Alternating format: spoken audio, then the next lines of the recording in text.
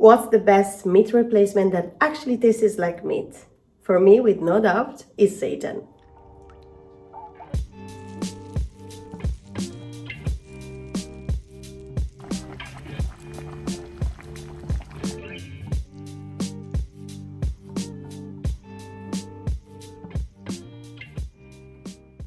Don't worry about it, it's nothing strange or weird. It's something made with two ingredients, flour and water.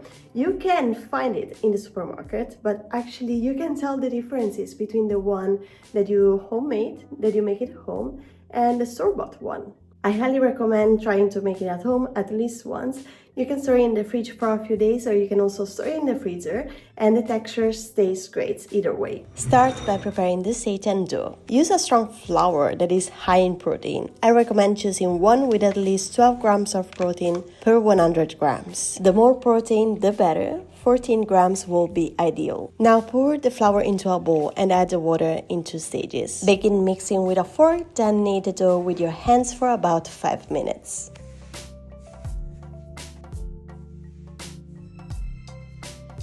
Add more flour if it's necessary and continue kneading until the dough is no longer sticky.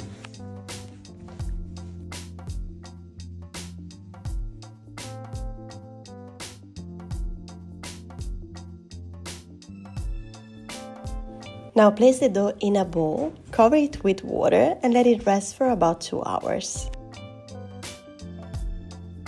After that, begin gently massaging the dough in the water.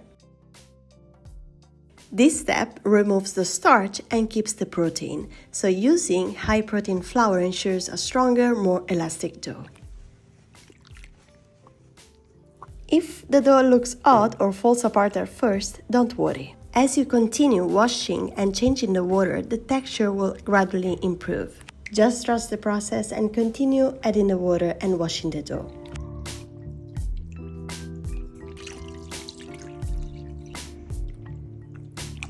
Until the water becomes clear and the dough turns elastic. Now don't miss this step. So we're gonna braid the seitan and we're gonna create also nuts. And it's gonna be essential to achieve this meaty texture and fibrous texture of real meat. At this point, stretch the seitan as much as possible by pulling its sides. Then divide it into 3 equal parts and start forming a braid.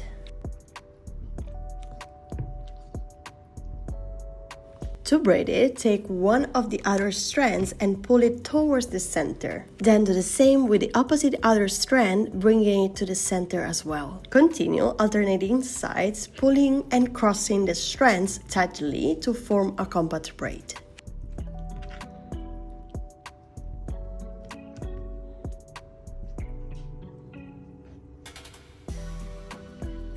Once you reach the end, pinch and fold the tip to seal it. Then tie 2 or 3 tight knots to make it firmer and more solid.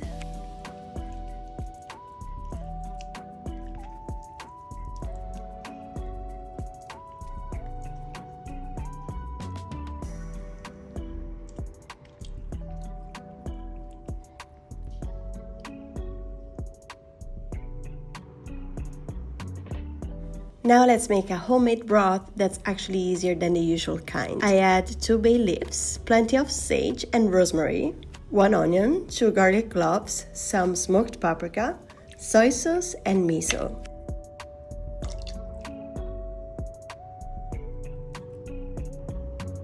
Then I add the seitan and let it cook in this flour quick broth for about an hour. As you see, I made this flavorful broth, but you can also make it home by yourself, or you can use the store-bought one. I highly recommend you to make it really savory with umami elements because they're gonna soak into the seitan, so it's gonna be essential, the flavors and the herbs that you're gonna use. The seitan will puff up while cooking, and I personally like this texture. If you prefer a firmer result, you can wrap it in a clean kitchen towel while it cooks. You can already enjoy the seitan at this stage, but for better texture and flavor, I recommend letting it rest in the fridge overnight, of course soaked in the broth.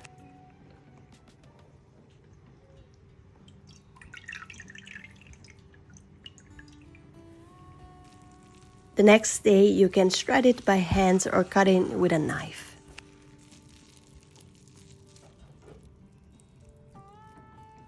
Can you notice that? Thanks to the braiding and the nuts, the texture will be fibrous and very similar to meat.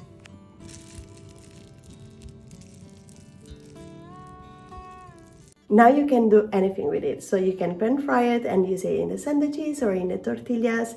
You can use it as a chicken substitute, for example. And I'm gonna make a recipe that is really good, really nice. So we're gonna make it together. I'm gonna show you.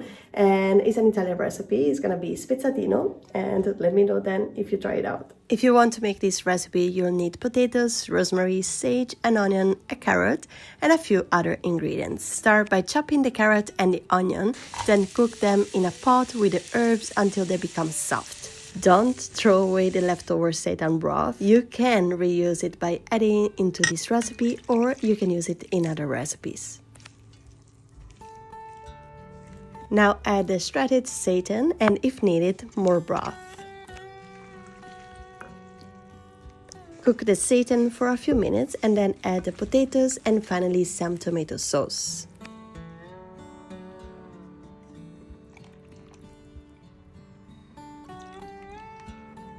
You can add water, but if you want, you can add more seitan broth.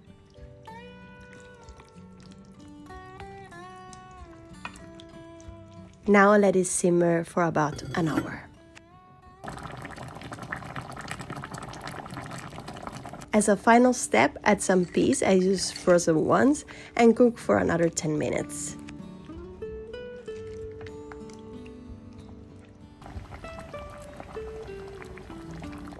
And there you have it, your homemade seitan stew that I call spezzatino.